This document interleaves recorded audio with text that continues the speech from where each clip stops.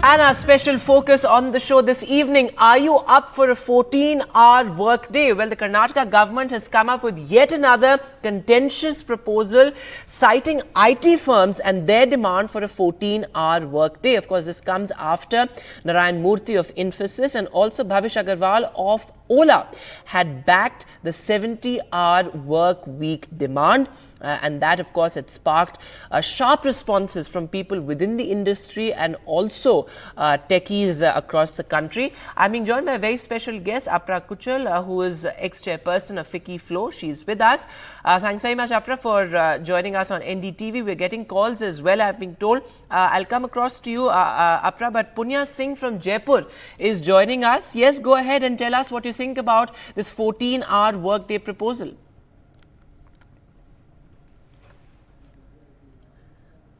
Punya, if you can hear me? All right, we'll try and reconnect that line with her. But Apra, what do you think of this proposal from the Karnataka government? This, of course, comes after Narayan Murthy and Bhavish Agarwal had said that a 70-hour work week must be mandated. But as somebody who's worked in the industry, what do you think of this proposal? Is it a reasonable proposition? Apra, I'm afraid you're on mute. Would you unmute yourself? Can you hear me now? Yes, loud and clear. Go ahead. Yeah. So, I think this is absolutely bizarre, I mean, what is happening, we're unable to understand. And as many have condemned, even I think that this is absolutely inhuman. And, you will not understand and they're just not imagining that this is going to have a lot of health issues. Also, this shift absolutely at this point of time, there is 3-shift system and this will actually have an impact of having a 2-shift system, which means that there will be a lot of people who will be thrown out, they'll be thrown out. Also, this is against the basic fundamental right of any individual. The right to live, the right to even work, enjoy, work-life balance, health issues. As such, these employees, they work under so much of stress and so much of pressure. Right. What are we going to do? So work-life balance is extremely sacrosanct and that cannot be compromised, particularly, when it comes to the younger generation. They're aware of their worth and what they want. That's an important point you're making there, Apra. But Punya Singh from Jaipur is now on the line with us. Go ahead, Punya, and tell us what you think. Yeah, I think that Gen Z nowadays are very sharp. So they don't need 12 or 14 hours of work per day. So nowadays Gen Z are normally, they are inclined towards technology and they are totally enjoy using technology. So they are very knowledgeable. So I don't think that, in my take, minimum 8 to 9 hours work per day is enough for them. Point you're making there, Punya, that ultimately the number of hours you put in, they don't mean anything. Ultimately, productivity and the number of hours you put in don't have any correlation, is what you're saying, Punya, right? Right, sir. All right. Thanks very much for joining us with your views. Ridwan from Kolkata is also joining us. Ridwan, go ahead and tell us what you think of this proposal. Yes, hi. Yes, I think if the tech companies regard that they need a 14-hour day from each FTE, they should ideally be hiring more people. They should reduce the FTE working hours to 7 or 8 hours a day, which should be quite humane. And yeah, they can hire more people and create more jobs, which we really need in India at the moment, isn't it? Okay, so you're saying if IT firms are so keen on making their employees work extra, they might as well hire more people to sort of to fill that gap, that is prompting this kind of a demand. That's right, Ridwan? It'll help create more jobs, isn't it? Okay. Apra, what do you make of that argument that, the younger generation knows their worth? In fact, earlier when we were discussing this, many of them said that if they put in the extra hours, they should be compensated for it as well.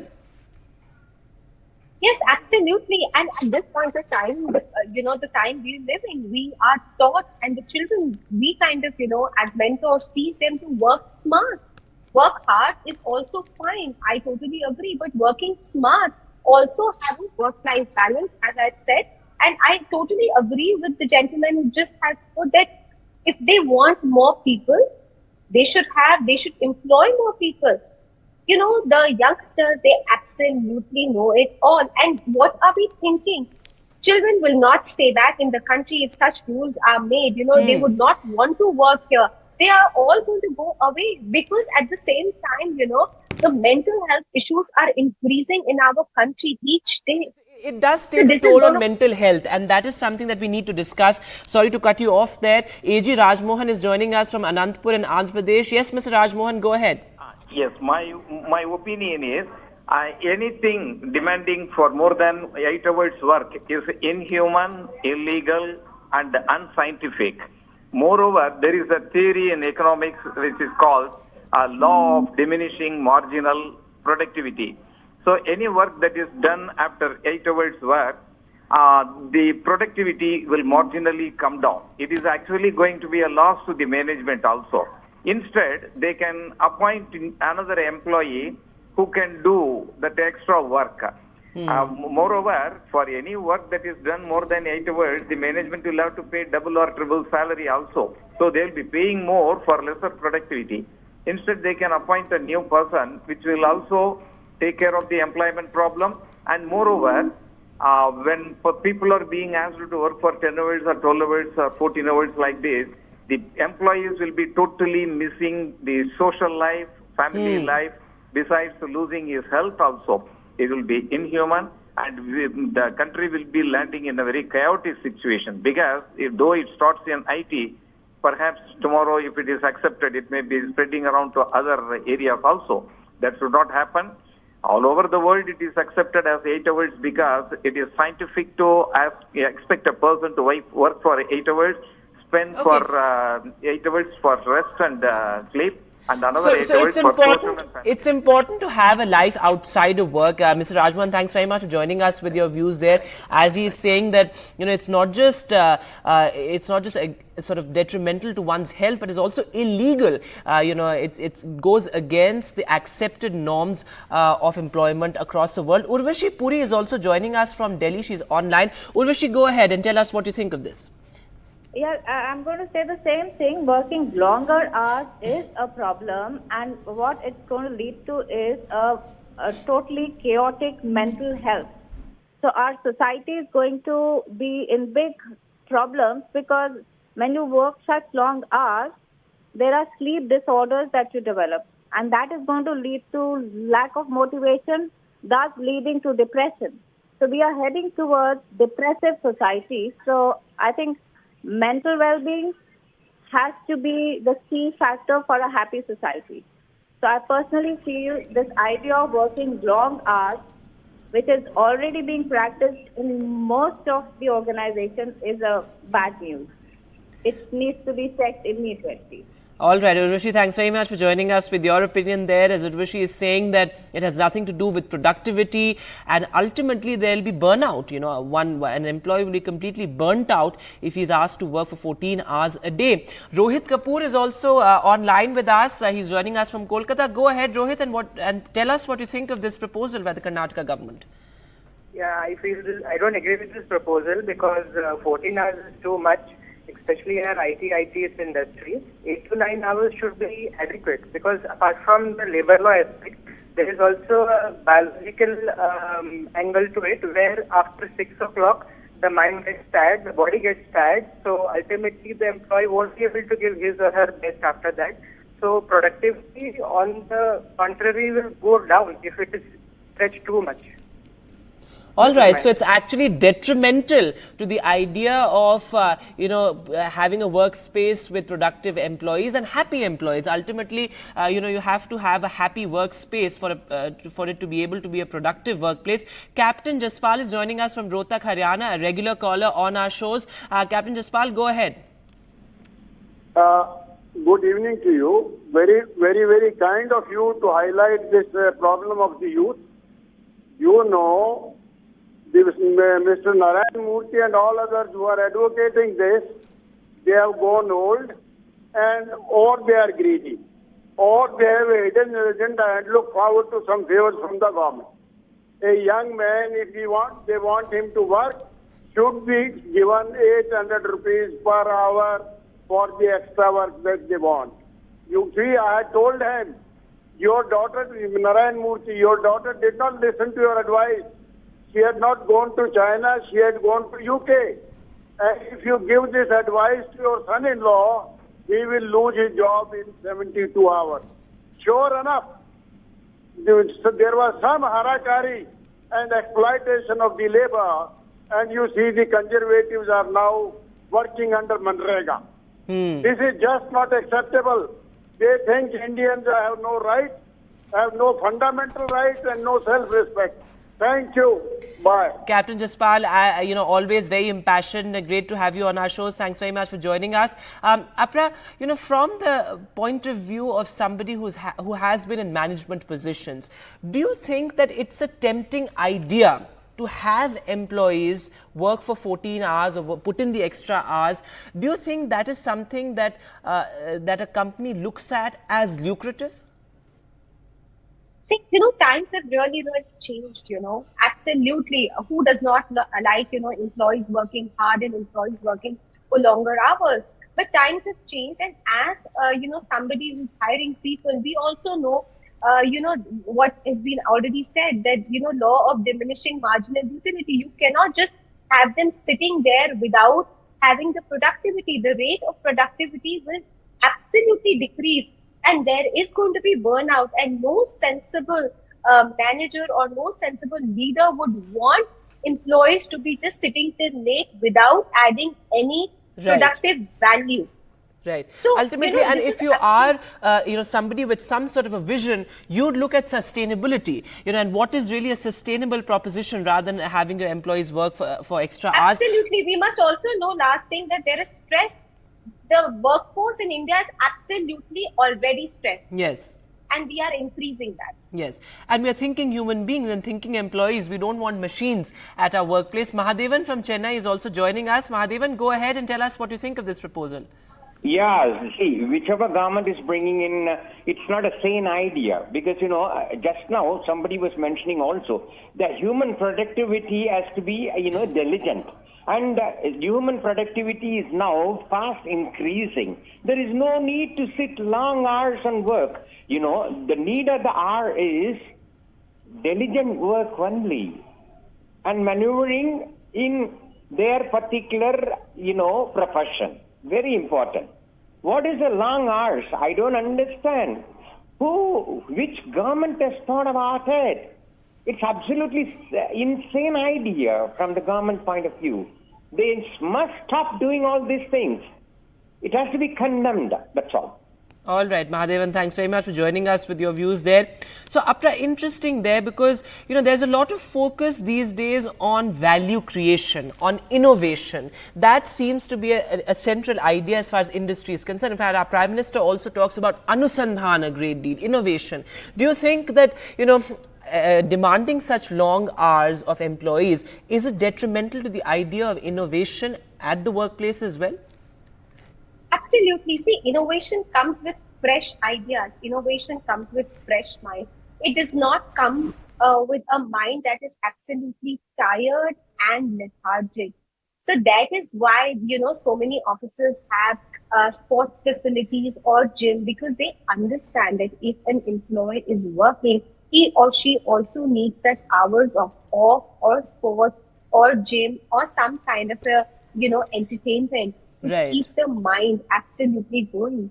So this is detrimental to the whole idea of innovation. Absolutely. And, innovative ideas can be brought forth only when you have a life outside work and you come back refreshed. Ishwar Chauhan is joining us from London. Ishwar, go ahead and tell us what you think of this. I'm just saying something here actually because I'm watching your channel in London here.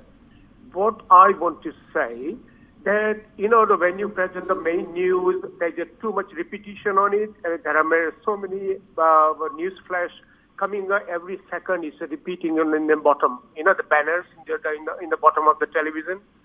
And what happened, it is very irritating actually. And I don't know why Right, so we take your feedback there and we'll try and incorporate that in our operations. Thanks very much for calling in.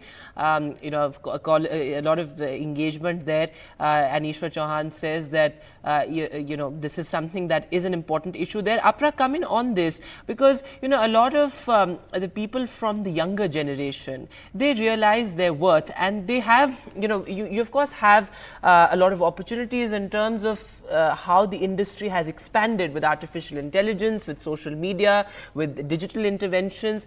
So, of course, you can't expect your employees to carry on, sort of mercilessly like this because there are so many opportunities available now.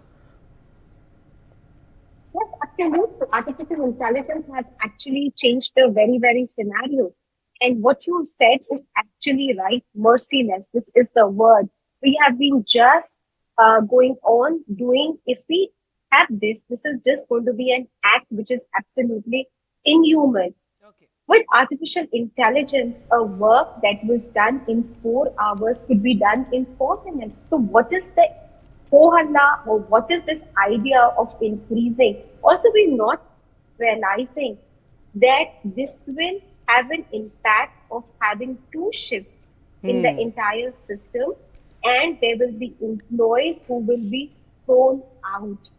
Yes, so that's an important point. Also? Even logistically, this is not a very pragmatic solution to anything. Saroj Banerjee is joining us from Jamshedpur. Ms. Banerjee, go ahead and tell us what you think of this proposal. Yeah. Everybody is telling on favor of against that, but I think I might have a different view. Why I'm telling it's different? Because when we are a student, as a student, we have spent around more than 14-15 hours study. Then we cracked IIT or engineering entrance. That means India has to grow. That I think we have to do something different. Now, if I get more than 5-6 as such there are so many people. My simple example is like that. If I want to work hard, then India can grow. You have to grow first. Everybody has to work more than 8 hours. It's not a very difficult job. We are passionate workers. So I don't think increasing that is a very. I know that there are a lot of things will be against that, but I personally in favor of that. Why? Because something somewhere has to take a call. India has to grow. That's why everybody has to work. And it's not 8 hours sufficient for India to grow. We have to work more. Okay, so that's an interesting point of view, a different point of view. Saroj Banerjee is of the opinion that for the country's growth, putting in the extra hours is the only way to increase productivity. So interesting there, you have different views coming in. Dr. Chatterjee is joining us from Delhi, I believe. Go ahead, Dr. Chatterjee, and tell us what you think of this. Ma'am, the possibility of having a work-life balance is deeply exploited when you work people for 14 hours a day. There's no time left for a life. It's only work. And there's enough scientific evidence to suggest that this is one of the reasons which is causing a huge amount of mental illness and breakdowns in our society. I think this is an absurd idea, and if any government or any institution wants to pursue it, it would, I think, amount to a certain amount of criminal negligence. All right, so pretty strong words there that this could, in a sense, this is tantamount to criminal negligence. So that's interesting there. Apra, would you like to come in on this? We were discussing how even logistically, it's not possible to expect people to work for 14 hours. But the larger problem here is that this is detrimental to one's mental health. This is detrimental to productivity, value creation, innovation at the workplace. But give us a sense of why the top managements of so many companies, of so many IT companies have come out and backed this idea or demand of a 14-hour work day or a 70-hour work week. So probably I think, they must be thinking that, if the working hours are increased as it's in Japan or say South Korea or China, probably, we will have more progress. And we will have more working hours will take the entire productivity go up. So probably this would be the only thought behind all this. Okay. But they're just not realizing that, every country is different. We are Yes, not. so we can't just emulate countries abroad. Yes. We have to have a model of our own. Prasad Rao is joining us on the phone line. Prasad Rao, go ahead and tell us what you think. See, my first comment is it is bonded labor and slavery. And my second comment is that how many days a week? Is it going to be 2 to 3 days a week? It is okay. If it is 6 days a week or 5 days a week, it is not acceptable. Okay. And then I think if it is 10 hours a day, better those people stay in the office for 3 days, and then after 3 days they can go home. Okay, so this is tantamount to bonded labor and slavery is what Prasad Rao thinks. Anand from Bengaluru is also joining us. We only have enough time for one caller. Anand, go ahead and tell us what you think. Yeah, this may be a bit of a counter view, but I think we should take it in a good spirit, in the sense that, okay, no doubt this will lead to burnout and other things. But the thing is, once one crop of folks get burnt out, the next crop of folks will come. So in a way, it kind of solves the unemployment crisis also hitting our country. And plus, it gives a lot of employment to other folks like marriage therapists, doctors, all those sort of stuff. So we should take it in the right spirit. Interesting there, a counter opinion, a different opinion there. But thanks all very much, and thanks Apra for being with us on the show and giving us that perspective. This has certainly sparked a raging debate, and this is a Karnataka government proposal, but we had callers from across the country, from Bengaluru to, of course, Kolkata, people from Uttar Pradesh, Rajasthan. So certainly very passionate views on this. That's all the time that we have on the show. Thanks all very much for tuning in.